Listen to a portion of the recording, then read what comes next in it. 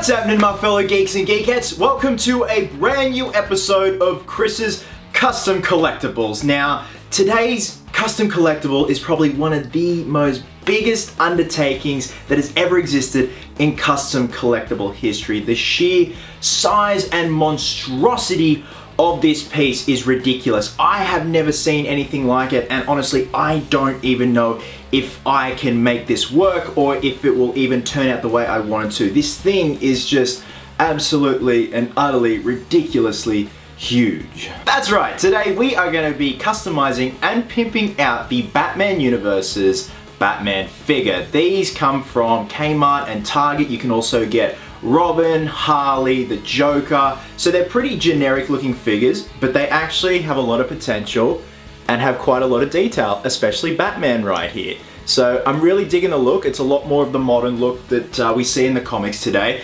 So in terms of displaying this, I'm thinking we're gonna do a wall hanging display with Batman flailing his cape as if he's just jumped off a building. So that's the display side. In terms of customizing, it's pretty much like the Aquaman figure. There's gonna be a lot of washes to pick up all the beautiful detail. Here in the bat suit, I'm gonna put probably a brown wash over the faceplate just to pick up the detail of the lips.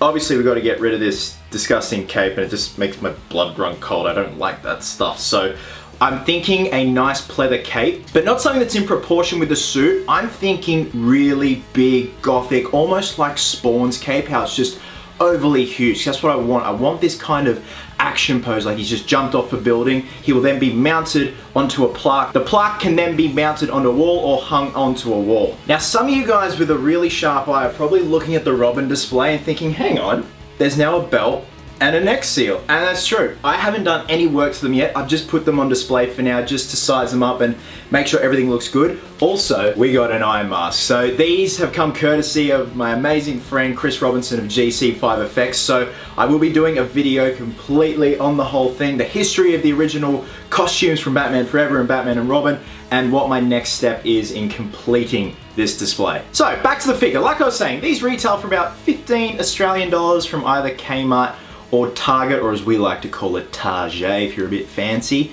So the first step is we have to prime this bad boy. Well, actually, let's backtrack. We got to rip this cape off.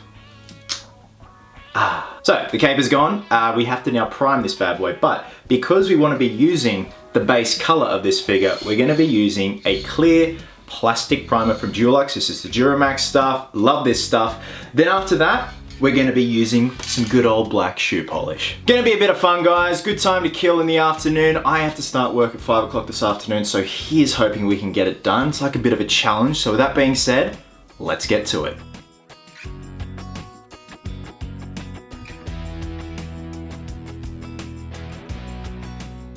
All right, geeks and geekettes, once the clear primer has dried, it's time to start putting a wash over the gray sections of the bat suit. So originally I was just going to use black shoe polish on its own, but I actually went ahead and mixed the black shoe polish with the Testors Creator Effects acrylic wash. This is kind of like a grayish sort of color, great for doing washes over models and stuff like that. So I mixed the two together into a cup. I just did a test on the back. And you can see just these two things combined really do help pick up the detail of the muscle structure on the suit.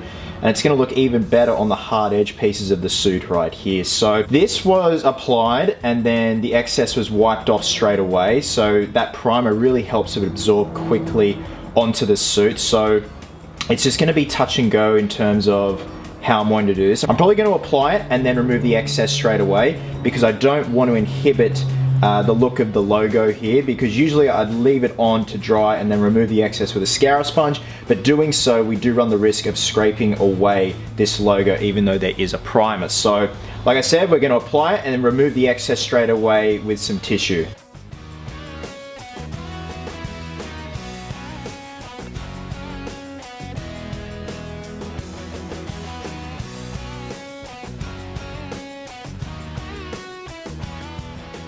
Alrighty, geeks and geekettes, what I'm doing now, getting some brown shoe polish on a brush and very delicately just going over the mouth plate area and wiping away the excess as quickly as possible.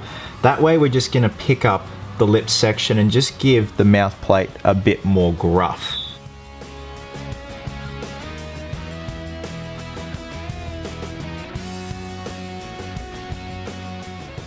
There you go, just a bit more of a highlight, and it also tans the skin. I also went in and did the shoe polish and wash mixture on the belt because I'm going to be going over and highlighting that. So that actually brings us to the next step. What a good segue. So the next step is we're going to start highlighting and detailing parts of the suit. So I've got myself a chrome silver from Model Masters and a gold spray paint. I know it doesn't have a label, but it's a Testors brand one. Reason being I'm using a spray paint, I actually ran out of gold Model Masters, and this stuff is essentially the same as the gold Model Masters, just in a spray can. So it just is a matter of spraying it into a plastic cup and using it as a brush on paint, like the silver chrome here.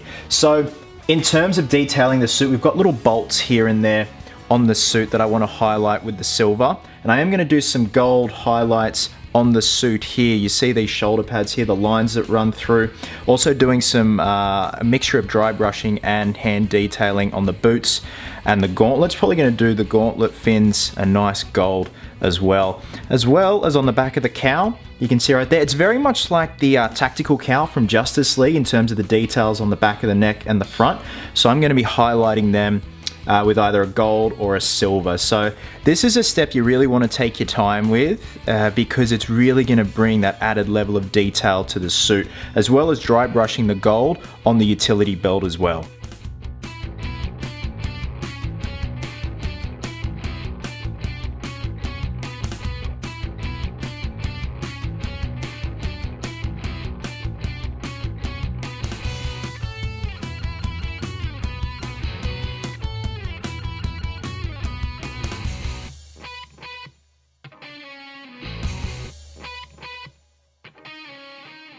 Alright guys, Bats is looking nice, detailed, weathered, dirty, gnarly. I even went in with very little amount of the silver chrome paint and dry brushed it on parts of the cowl, so it almost feels like it has a metallic understructure to it.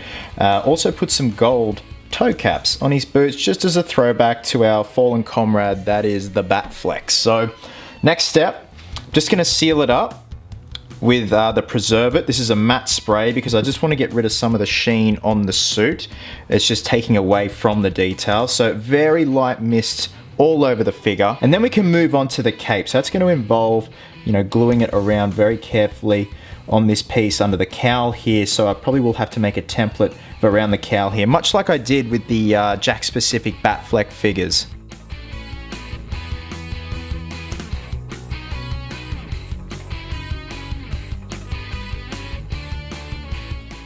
Alrighty, it is now time to move on to the cape. So what I did is, this is all kind of guesstimation, and I have done a test piece with the way this wraps around the base of the cowl, and it seems to work out pretty well. So again, it wasn't a matter of actually physically tracing around the cowl, but I guesstimated it, did some measurements on these parts of the cowl and the back of the cowl here. Seems to work out pretty well. So we're going to be going 14 centimeters down, so that is from the base of the cowl here down 14. So like I said, this isn't going to be an anatomically correct cape. I want it oversized, flowing, billowing like it's this massive parachute for him when he's jumped off the building. So we're going to go 14 centimeters down and 18 centimeters from the tab of the cowl here outwards. Now this is the pleather I'm using. I don't know the exact name of it. I have a lot of pleather lying around from previous builds, and the good thing is it's only one-way stretch. If it was four-way stretch, it'd be a bit tricky, or two-way stretch, should I say. And even the back of it looks pretty much the same as the actual pleathered textured side. Obviously, this side here is going to be the side that's going to be facing outwards of the figure. Now, I also do want a wire armature in each side so we can pose this cape and really give it a dynamic look to the final figure. So what I'm going to do first is trace out this section here. We're going to go 18 out, 14 down, and I'll do the scallops. Make sure it's all symmetrical, and then we can start cutting it out, and then we can adhere it to the figure.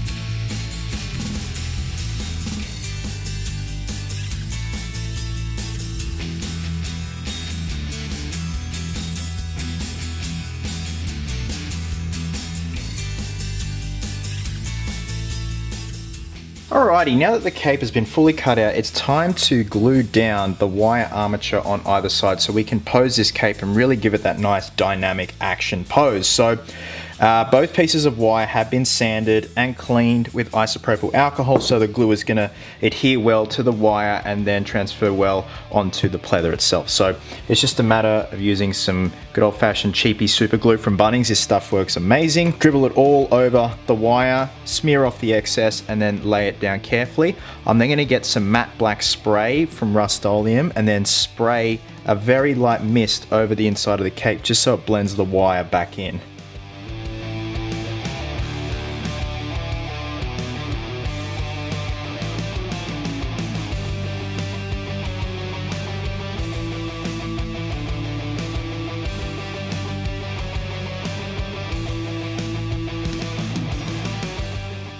Okay, so it's now time to attach the cape, and you guys probably remember these from previous Custom Collectibles. I haven't used these in a while. So this is the Sally's All Plastic Fix glue kit. So we have a primer pen because this specializes in adhering polypropylene products or other things to polypropylene products. So we have our primer pen. So what I'm going to do is trace around the perimeter of the cowl, the edge of the cowl all the way around. Give it a few coats, so it probably takes about a minute for each coat to dry. Probably build up a layer about 4 just to make sure it's really in there and it's laid down. And then we have the glue that comes with the kit. And it's just a matter of placing the glue in bit by bit and then attaching the cape and then let it set for a bit. And then, I don't know if we'll pose it yet, then we can move on to the wall hanging mount base.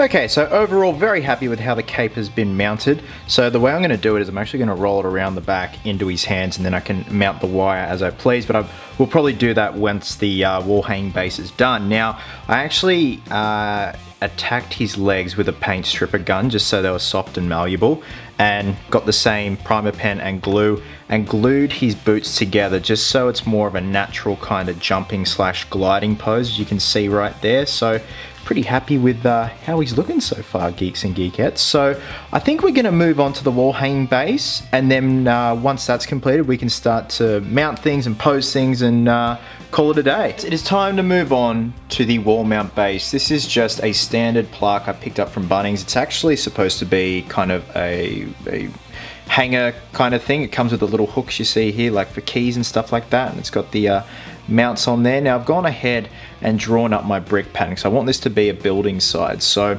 drawn up the brick pattern, it's kind of like the old timey kind of gothic style brick pattern I'm going for. So in terms of carving these things, it's a mixture of the cutoff wheel for the Dremel as well as the little diamond bullet head part here for the vertical parts of the bricks. So just got to get through that and then we can prime this bad boy and get to painting it and dirtying it up and weathering it.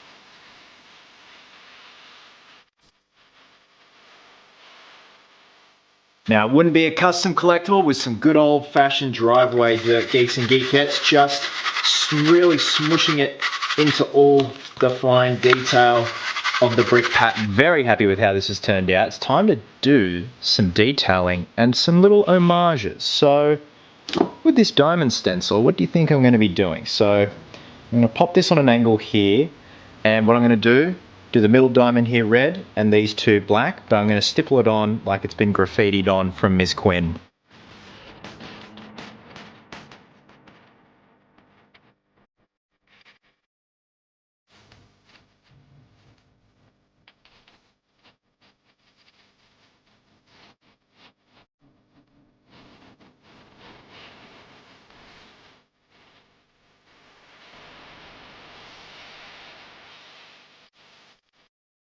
Okay, now that I've got the clear acrylic pole mounted in the plaque here, some finishing touches just to cover up these little pinholes here for the original brass hooks that came with the plaque is we're going to lay down some fake modeling grass, kind of like a throwback to poison ivy. So I'm just going to lay down some super glue first in some marked out areas here, sprinkle the grass over, remove the excess, then go back in and blend it in, and then we can hang this baby up and call it a day.